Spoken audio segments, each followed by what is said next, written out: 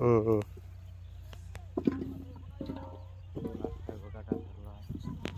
এই মাছটা তাহলে সাইজটা ভালো হয় না, ছোটোটা ছোটোটা থাকলে নি ধান ফের লাগবার ইচ্ছা হইল। পয়সা আছে কি দরকার ধানটা লাগায় পয়সা আছে বলতে কি হাইব্রিড ধানটা লাগাইনি তো, ধানটা ওরকম হয়নি, ভালো খাওয়া যায়নি ধানটা।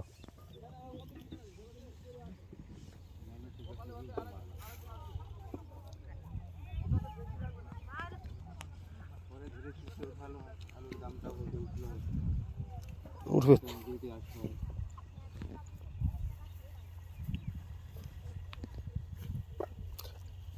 এরা শেষ হোক রে, তারপর উঠেন রে।